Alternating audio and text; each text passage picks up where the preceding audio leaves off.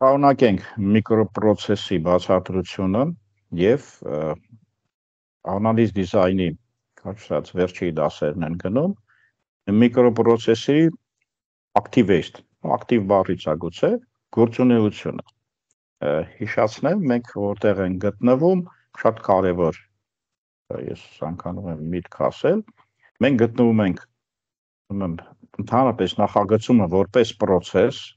որտեղ է գտնվում ծրագրի արտադրանք ստեղծելու տեխնոլոգիայում։ Ծրագրի արտադրանք ստեղծելու տեխնոլոգիայում անալիզ դիզայն առարկան գտնվում է այս մասում։ Կոչվում է ուրեմն մեզ մոտ այսա մենք համանում ենք միկրոպրոցես։ Եթե այս ամբողջ հատվածը մակրոպրոցես է ամբողջությամբ, սա լուրջ գծագիր է, ապա նրա ծրագրային վերջին հատվածը կամ ծրագրային իրականացումը ստանալու համար մենք այս հատվածը համարում ենք անալիզ դիզայն առարկան, այսինքն մի ամբողջ արտադրանքում անալիզ դիզայնը գտնվում է կարճ ասած այս հատվածում եւ նրա անունը պայմանական վերցրել ենք կամ ասել ենք ինքը միկրոպրոցես է։ Անալիզ դիզայնը որտեղից է ստանում ինչ որ ինֆորմացիա, requirement-ը, խնդրի դրվածքն է, մակրոպրոցեսի մասը, եւ ինքը ում է տալիս։ Տալիս է implementation-ին այստեղ, որը որ ծրագրավորողներն են, այսինքն սա հենց ծրագիրն է։ Ծրագրավորողները կոդ են գրում եւ մնացած արդեն ես բացատրել եմ։ Տեստավորումը գալիս է, հետո կիրառություն որևէ աշխատանքային բնագավառում կամ որևէ պատվիրատուի մոտ կամ ընդհանրապես ինտերնետում եւ այլն։ Հիմա այս ուրեմն միկրոպրոցես անալիզ դիզայնը այս հատվածն է։ Մենք միկրոպրոցեսը որպես արդեն դարձավ անալիզ դիզայն առարկան տեղավորեցինք որտեղ է ինքը գտնվում։ Ասացինք որ միկրոպրոցեսը կամ անալիզ դիզայն ստացվեց abstraction-ի մակարդակներ ունի, որը բավարար քննարկվել են։ Մի հատ հիշեցում կատարեմ, որ abstraction արխիտեկտուրնի տեսակետից է եւ կոմպոնենտային, սա լուրջ բան է։ Կոմպոնենտները մենք էլեմենտների ենք վերածել, որ կարողանանք այդ կոմպոնենտները միանց հետ կապել, արխիտեկտուրա տեխնոլոգիան ասում է, որ ոնց որ էլեմենտներ եւ էլեմենտների, այսպես ասած, միանց կպցնելու տեխնոլոգիան, այսինքն էլեմենտների փոխհարաբերություն եւ այլն, այսինքն արխիտեկտուրան իր ամբողջ էությամբ եղած էլեմենտների կապն է, ոնց որ ժամանակին համեմատել եմ հետեւյալ ձևով, որ եթե ես նեյրոնային ցանց մարդու, ասենք ուղեղի կառուցվածքի տեսակետից եկեք նայենք, նեյրոնային ցանցերում կա նեյրոններ, որը համարենք կոմպոնենտ, դետալներ, էլեմենտներ եւ կապեր, սինապսներ, արխիտեկտուրան մեզ նոր սինապսային կապի տեխնոլոգիայով է գալիս։ Շատ լավ, ստացվեց, որ մենք միկրոպրոցեսի abstraction-ներում անալիզ դիզայն հարաբերությունում նաեւ երկու abstraction կամ երկու չափորոշիչ մենք առանձնացրել ենք արխիտեկտուրա հայերեն արխիտեկտուրել թողեք մնա, որտեղ հնարավոր ճարտարագիտություն գեղեցիկ է նայվում, ճարտարագիտություն եւ նրա էլեմենտների բաղկացուցիչների մասը։ Սա կոչվել էր abstraction-ներ, նոր abstraction-ները ունեցել են նաեւ այսպես ասած level-ներ, մակարդակներ։ Հիմա շարունակենք անալիզ դիզայնի միկրոպրոցես աշխարհը, այսինքն եւ տեսնենք էլ ինչ գոյություն ունի։ Հիմա այս դետալը, որ ես նկարեցի, այս եւ սլաքա դրված ցախից աճ, դա մեր անալիզ դիզայնն է։ Հիմա եկեք այդ անալիզ դիզայնը, որ abstraction-ի տեսակետից փորձենք առաջխաղացում կատարենք, տեսնենք ինչպիսի չափորոշիչ մենք կարող ենք դրել կամ դրված է։ Սլաքը ցույց է տալիս ձախ պտույտ։ Ես ձեզ ասեմ, դա նշանակում է, որ մենք հյուսիսային մոլորակի երկրագնդի հյուսիսային կիսագնդում ենք ապրում, դե գիտեք, ջուրը դեպի ձախ է պատտվում։ Ուղղակի սլակները ոնց որ նրա նշանն են, որ դասը կատարվում է այս կիսագնդում։ Ուղղակի բռնած պատահական բռնեց համընկավ։ Եղավ, որտեղից ենք սկսում։ Ուրեմն միկրոպրոցեսի գործունեությունը, ակտիվությունը, հնարավորին չափ, activators ոնց կարելի է բացատրել։ Ելեմ ասում գաղափարներ են։ որը միայն ռեալիզացիայի ժամանակ է կրկին հասկացվում կամ կոնկրետ հասկացվում։ Էլեմենտների իդենտիֆիկացիա անցել ենք, հիշացնեմ։ Էլեմենտների իդենտիֆիկացիա իրանցից ինչ են ներկայացնում, ես հիմա դա կասեմ, մի վարքյան, փորձեմ ես դիքնեսս մի քիչ այսպես կատարեմ, տեսնեմ ոնց է գնում, ինքը ջնջում է, շատ լավ։ Ուրեմն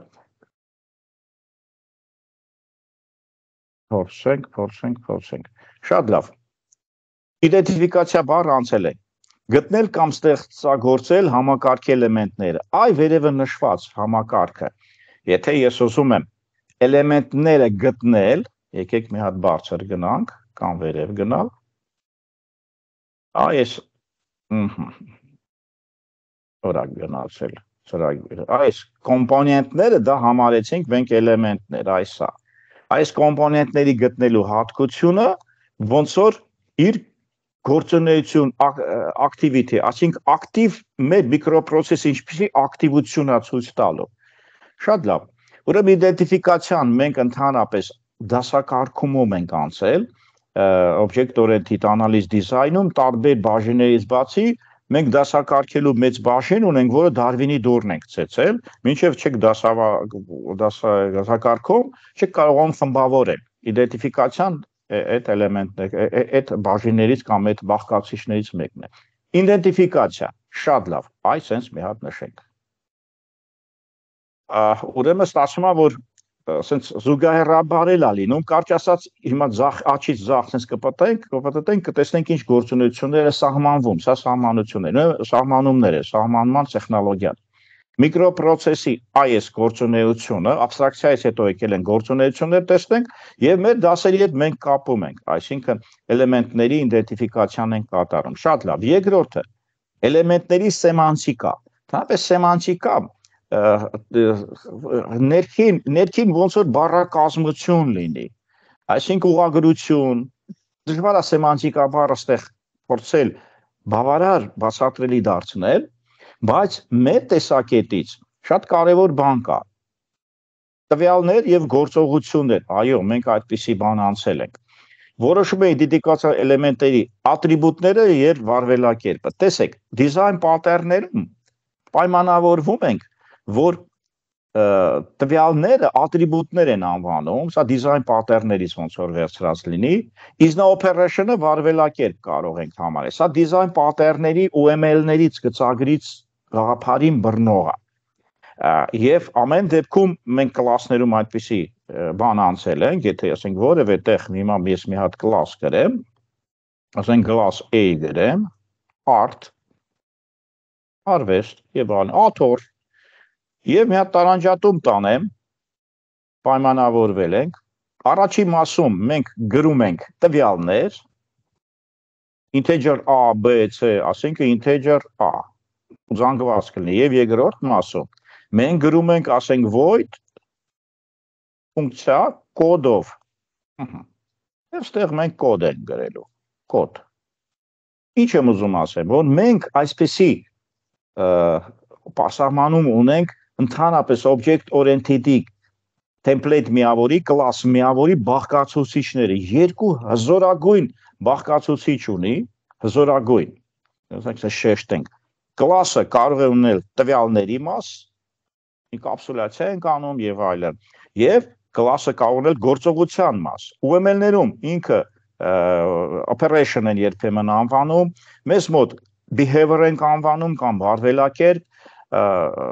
design pattern-ներում ատրիբուտներ են անվանվում այս մասը, սա ատրիբուտ են անվանում design pattern-ում,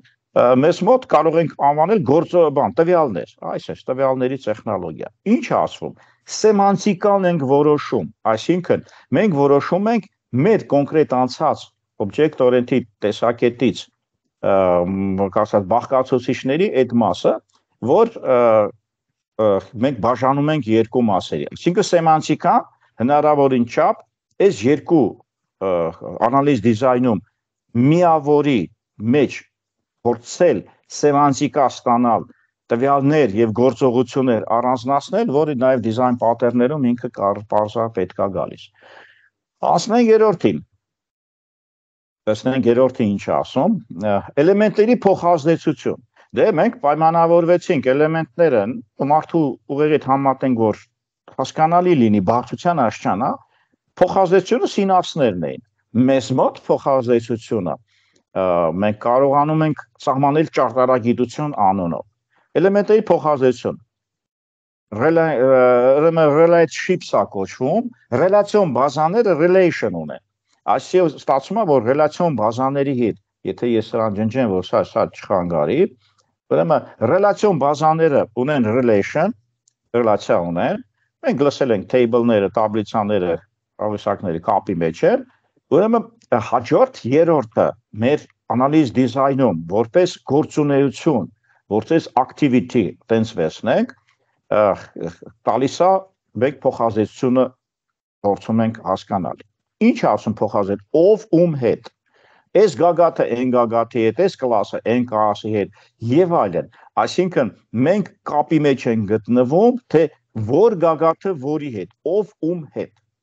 Էլ չենք ասում ոնց, ինչպես, որովհետև չորրորդը այս փոխհարաբերություն, փոխազդեցություն եւ փոխհարաբերություն։ Ուրեմն փոխազդեցությունը նու սեմանտիկան բերենք ստեղ հասկանալի է, սա սեմանտիկան է եւ բարձր փոխհարաբերությունը կանաչով կբերենք, ահա, այս մասն է։ Ստացվեց, որ սա փոխհարաբերություն եկավ։ Ինչ է նշանակում փոխհարաբերություն։ Ինչպես բառն է։ Եկեք մի հատ գույներ վերցնեմ, որ հասկանա, ինչպես, այս հրա մասին է խոսքը գնում։ Ինչպես փոխհարաբերությունը ինչպես կարող է լինել։ Շատ լավ, ասեմ։ Մենք այդպիսի գաղափարախոսություն ունենք, եկեք ջնջենք իրեն։ Օրինակ, մեր իմացած տեխնոլոգիայով եկեք խոսենք, ժառանգում, ագրեգացիա, link, ժառանգումը տեխնոլոգիա կլասների մեջ կապված, օբյեկտ-օրիենտեդ էլեմենտների միջև կապված, ագրեգացիան եւս փոքր հիշեցում, այս տվյալների մասով ագրեգացիան, երբ որ դուք որևէ կլաս եք գրում, կանում է կոմպոզիցիա ագրեգացիա։ Եվ link-ը, որը ֆունկցիայի մեջ է ինքը կատարում, որևէ ֆունկցիայի մեջ գործողություն է կատարվում, ինքը կոչվում է այդպիսի գործողությունների աշխարհ։ Եթե ասենք գծագրով փորձենք, նույնվարկյան, Դե գծագրով փորձենք, այս համար շատ ավելի հետաքրքիր կլինի, ունենք class A ունենք, եւ ինքը, եթե գրվում է B օբյեկտ հավասար է new B, ապա սա կոմպոզիցիա ագրեգացիոն տեխնոլոգիա է, եթե գրվում է integer A, սա սովորական դաշտ է, սա էլ է դաշտ, սա էլ է ատրիբուտ, սա էլ է այդ մասում, եւ ստեղ ուրեմն կոչվում է տվյալներ, այս մասը, այս առաջին երկրորդը կոչվի գործողություն, գործողություններ, տվյալներ, գործողություններ, գործողությունը մենք ֆունկցիայով ենք կատարում և ստեղ հաստատ գրում ենք կոդ, չմոռանանք, կոդ ենք գրում, այսինքն ստացվեց, որ եթե ես ուզում եմ ժառանգել որևէ C կլասի, կլինի ժառանգականություն, ուղղակի սա տեխնիկական միջոց է, որպեսզի մենք շատ չնեղվենք մեր հնարավորությունները, սա կլինի ժառանգականություն, սա կլինի ագրեգացիա կոմպոզիցիա տեխնոլոգիա, այնտեղ նրբություն կա, չեմ ուզում շատ խառնվեմ, եւ ավելի կարևոր բան, եթե ֆունկցիայի մեջ գրվում է, ասենք, ABC D օբյեկտ հավասար է new D, լրիվ ուրիշ կլաս է, D կլասը ինչ որ միտեղ թաքնված է, եւ այդ D կլասի հետ մենք ուզում ենք հարաբերվենք, այս հարաբերությունը գրեմ L I N K Q-ով, հանկարծ K-ի տեղ չդրեք, link, կապ, link Q-ով դա query, object query բազաների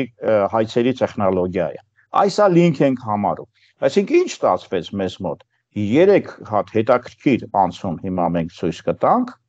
տեղինով ցույց տամ, ժառանգականություն, ագրեգացիա կոմպոզիցիա, որտեղ ինքը կլասի դաշտում է, եւ գործողության մեջ, behavior-ի մեջ, այսինքն operation-ի մեջ, տարբեր անուններով եմ ասում,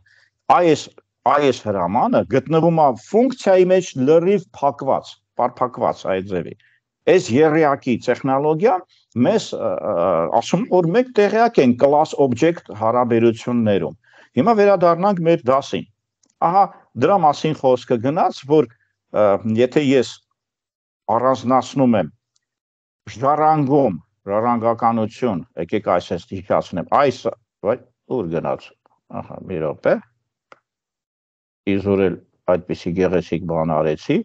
ժառանգում ագրեգացիա լինքը այդ փոխհարաբերության մասին։ Այստեղ ուղղակի ես ավելի կոնկրետ աշխատացրեցի, գծերով, գծագրով ցուցադրեցի, չաշխատացրեցի, որ իմանանք, որ մենք ռեալ որևէ լեզու իմանալով պայմանավորվենք, որ ենթադրաբար C# տեխնոլոգիաներով ենք գնում, .NET, կարմիրով գրենք C#.NET, սա բավարար ամեն ինչ ընդգրկող համակարգ լեզվային առումով, ամեն ինչով օբյեկտորին, typing, ատրիբուտային, manage կոդային, բոլոր հնարավորությունները իր մեջ պահող է։ Ապա ստացվում է, որ այդ տեխնոլոգիայից ես հենց հիմա բացատրեցի ինչա փոխհարաբերություն։ Շարունակեմ վերջինը, տեսնենք իրենից ինչա ներկայացնում ես ամենավերջինը, ու ջնջենք, որպեսզի շատ չխանգարի, այդպես, ահա։ Շատ լավ, փորձեմ ջնջուղներից միջոցով, մենք վերջինը փորձենք գանք։ Եվ վերջինը վերջացել է, ուրեմն, չէ, ներողություն, այս մասն է, որը որ calibration-ա գալիս, անգլերեն անունը կա, ուրեմն, եթե փոխազդեցություն, ուրեմն, ինչպես է գնում, calibration-ը հենց հիմա մենք relationship-ը ինքը ստացվեց ով հետ, այո, ես վերջացրել եմ, մոռացել էի։ Այսինքն մենք այս կապը հաստատեցինք, ագրեգացիա ինչպես-ը, չորրորդը, այսա էր։ Ես հինգերորդը ուզում էի ասեմ, որ դեկոմպոզիցիան է, բայց ինքը բաղկացուցիչ չի գոնե մեր գծագրում։ Դրա համար հինգերորդը չստացվեց, ցանկացա հնարել չստացվեց։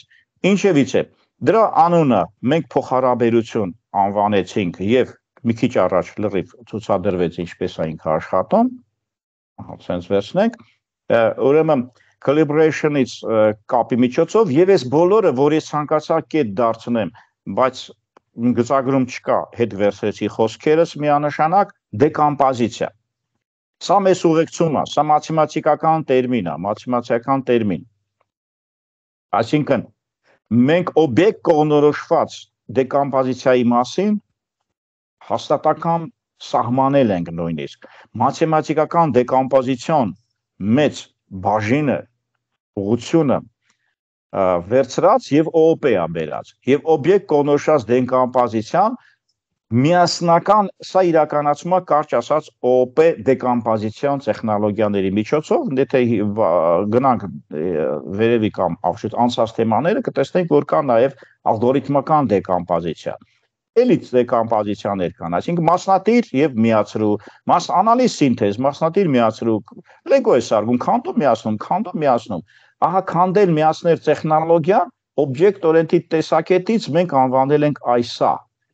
Օբյեկտ-օրիենտեդ կողմնորոշված կամ օբյեկտ կողմնորոշված դեկոմպոզիցիա։ Lego քանդել եք, այո, հավաքել եք, այո, այ մեր ծրագրավորումը այդտեղ է գալի, շինարարական հատկություն։ Մենք գիտենք, որ շինարարական տեխնոլոգիաները շատ են օգնել դիզայն պատերներին։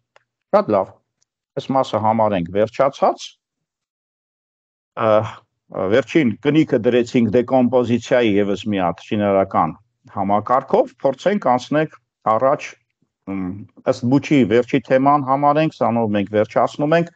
միկրոպրոցեսը։ Ինչպես է հարաբերվում իր հաջորդի հետ։ Գնանք վերև։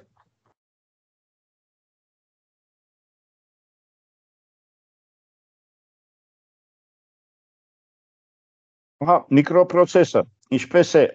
հարաբերվում իր հաջորդի հետ։ Ահա խնդրեմ։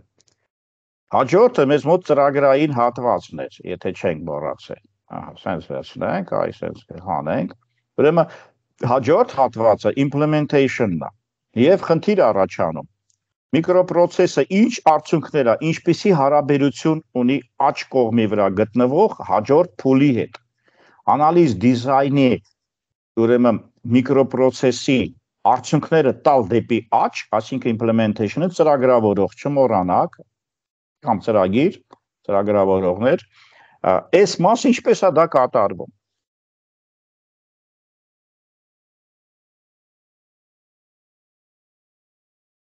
Տեսնենք։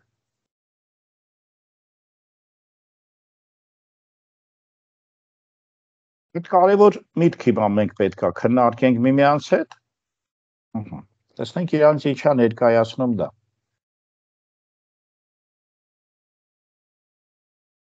Կոչվում է UML ձև։ Օրինակներից մեկը փոխհարաբերվում ենք Unified Model Language System-այով, գծագրով։ Պարտադիր չի գծագիրը, բայց մոտավորապես կարող ենք ասել, որ ինքը փոխհարաբերվում է հաջորդ փուլի հետ, նախագծում պետք է արդյունքներ տա դեպի հաջորդ փուլ եւ միկրոպրոցեսի work product, այսինքն աշխատող արդյունքներ տեխնոլոգիան, ես այդպես եմ թարգմանել, Parza microprocessor work product բաժին է կոչվում, այսինքն մենք ոնց որ վերջացնում ենք։ Անալիզ դիզայն իր ամբողջ էությամբ կատարելուց հետո արդյունքը ոնց ենք ուզում հաջորդ փուլ տեղափոխել եւ առարկան համարել փակված։ Որպես մեզ հասկանալի տերմին UML-ն է հանդես գալիս։ Դիզայն պատերներում շատ մեծ տեղ է գրավում, հուսով եմ այդ առարկան տեղյակ եք, լսել եք կամ տարբեր լեզուներից ձեզ հետ շփվել եք։ Փորձենք մտնել այդ աշխարհը, տեսնենք իրենից ինչա ներկայացնում դա։ Անալիզ նախագծում մոդելը, տեսեք, հիմա մենք փորձենք իր հետ հարաբերվել, տեսնենք իրանցից ինչա ներկայացնում։ Հնաց է տալիս ճարտարագետին, այսինքն այն գլխավոր մարդը կամ այն մասնագետը փորձել կարճ ասած այսպես է, ինչպես փոխհարաբերվենք, որպեսզի հեշտ լինի հաջորդ փուլին։ Եվ շատ հետաքրքիր գաղափար է այստեղ նշված, ավելի լավ է մեկ անգամ տեսնել, քան 100 անգամ լսել։ Ինչ է նշանակում սա։ Ավելի լավ է մի այնպիսի ֆորմա ներկայացնենք հաջորդ փուլ, որ մի հայացքից նայելով, այսինքն շատ քիչ էներգիա ծախսելով, ես կարողանամ հարաբերական դրա կոդը, այսինքն այդ կոդը փորձել աշխատացնել, այդ առումով փորձել աշխատացնել։ Ուրեմն ստացվեց, որ մենք մի հայացքով նայելու տեխնոլոգիան, այսինքն մոտավորապես ինչ որ մի հատ գծագիր մեզ թույլ տա, որպեսզի նրա ենթադրենք դրա կոդը մենք կարողանանք աշխատացնել։ Եթե ես ուզենամ, ասենք այդպիսի օրինակ բերեմ, դիզայն պատերնից որևէ մի հատ, որևէ մի օրինակ ես հիմա կբերեմ, մի վայրկյան, այսպիսի անալիզ դիզայն պատերնից մի փոքր հատված ուղղակի ընկալելու համար։ UML-ը իրանից ինչա ներկայացնում, ես ցուցադրեմ։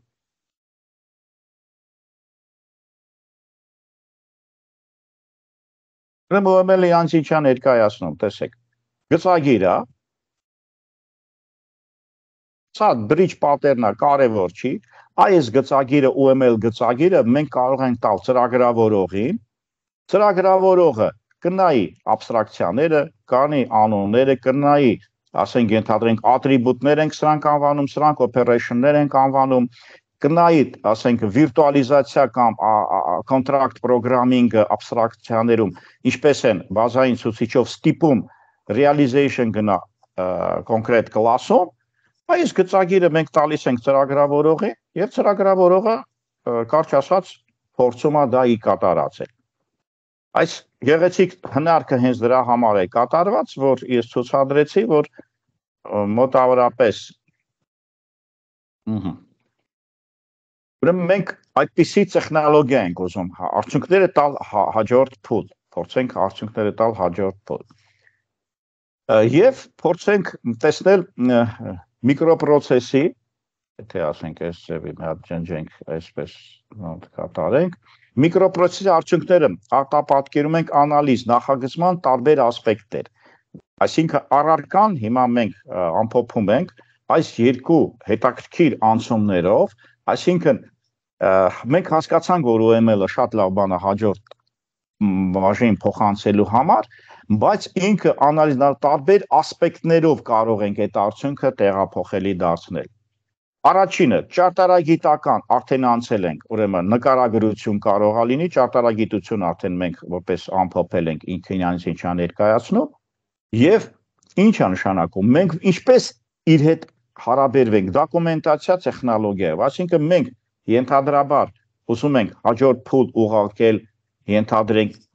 մի ասպեկտը դա դոկումենտացիա է լրացնում անverջ, Դա կոչվում է ճարտարագիտական նկարագրություն, անուն է ուղղակի։ Ոչ մի ինձ առանձնապես ընդգծվող բան չկա։ Ճարտարագիտական նկարագրությունը իրանից ներկայացնում է, ասենք դուք դոկումենտացիա եք անում, այսինքն խտաբանություն չի, բայց նկարագրություններ են այդպիսի տեխնոլոգիայով։ Եվ սրա անունը ստացվել է ճարտարագիտական նկարագրություն։ Եվ երկրորդը անալիզ նախագծում մոդել։ Սրանք երկու անուններ են։ Ցանկալի է, ասենք, հասկանալ, որ անալիզ նախագծում մոդելը նույնպես թույլատրվում է ուղարկման համար օգտագործել եւ դրա արդյունքը ընդհանուր բառարան ստեղծելն է։ Ահա երկու տեխնոլոգիաներ են, որտեղ UML-ը շատ մասնակի դեպք է, բայց շատ ցանկալի։ Այսինքն UML-ը հասկանալի է։ Սրանք հասկանալի չեն, որտեղ բարդ տեխնոլոգիական գրություններ, տեխնոլոգիաներ, փուլը վերջացրել եք, թղթերով տալիս եք, այդ գծագրերը տալիս եք եւ տալիս եք հաջորդ փուլ։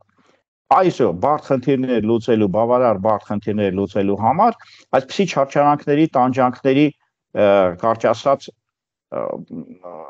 էտապ ենք անցնում։ Պարզա որ ընդհանուր կուտակիչ կարող ենք որսել, կարող ենք digital սարքել, այսինքն ցիֆրավոր սարքել, թվային սարքել։ Դոկումենտները պարզավ թղթով չեն անում, այդ բոլոր դոկումենտները ամեն դեպքում համակարգչային իրականացում են կատարում եւ իրենց հերթին կատարում են կարճ ասած կատարում են միջնորդ են հանդիսանում աշխատանքը կատարելու համար։ Սրանով մենք վերջացնում ենք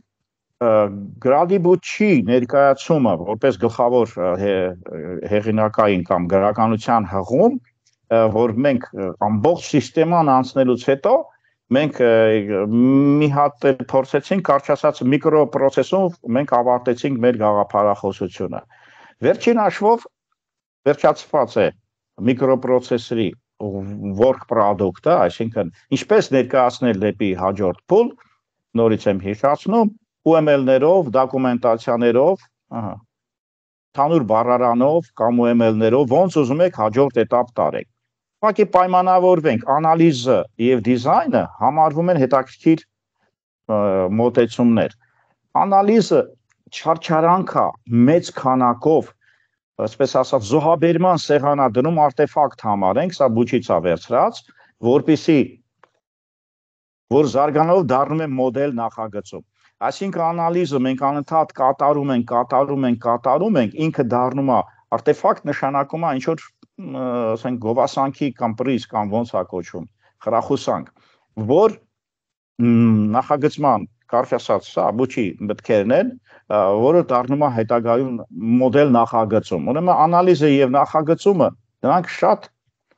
փոխմիարժեք կապվածությամբ են եւ միասնական են հանդես գալիս, բայց միշտ անալիզը, այսինքն խոսել, մտքաբանել, ձևավորել, հետո իտերացիա անել, վերջին հաշվով նախագծ, վերջին հաշվով անալիզ դիզայնի նախագծման